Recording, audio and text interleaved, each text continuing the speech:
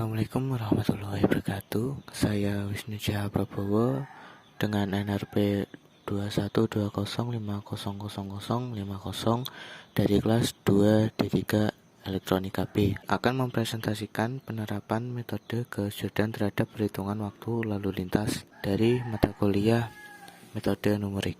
Latar belakang, lampu lalu lintas adalah lampu yang mengendalikan arus lalu lintas yang terpasang di persimpangan jalan, tempat penyeberangan pejalan kaki atau zebra cross, dan tempat arus lalu lintas lainnya. Namun yang menjadi ruang lingkup penelitian ini adalah lampu lalu lintas di persimpangan jalan. Banyaknya kendaraan yang lalu lalang di kota besar menyebabkan kemacetan sangat mungkin terjadi. Oleh karena itu, lampu lalu lintas memiliki peran penting dalam mengatur lalu lintas, khususnya di persimpangan jalan. Dengan mengatur menggunakan metode Gauss, setiap sensor menangkap gerakan kendaraan bermotor seperti mobil. Setelah itu akan dihitung kepadatan hingga mencapai batas waktu maksimal. Perhitungan dan hasil perhitungan merupakan lama waktu yang untuk melintas. Implementasi metode Nino Income Tech Volume 7 nomor 1 Juni 2018 dengan kode 14 ISSN 23376805. Dengan adanya sistem ini, diyakinkan akan bisa mereduksi beberapa macam masalah yang mendera sistem kelalu lintasan yang terjadi saat ini. Dasar teori yang digunakan adalah metode Gauss. Metode Gauss dapat dimanfaatkan untuk memecahkan sistem bersamaan linear dengan merepresentasikan atau mengubah menjadi bentuk matriks. Matriks tersebut lalu diubah ke bentuk eselon baris melalui operasi baris elementer. Kemudian sistem diselesaikan dengan substitusi baik.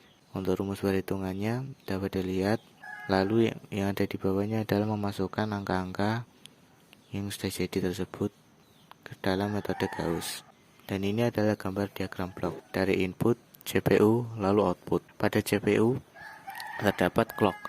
Lalu terdapat memori. Memori akan diisi program. Lalu program yang terdapat memori mengaruhi output yang pada saat itu masih berada di CPU.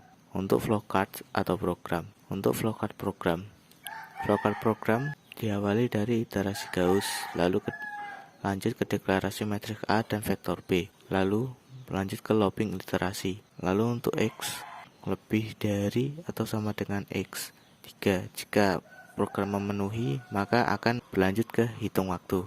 Jika tidak, akan kembali ke looping iterasi.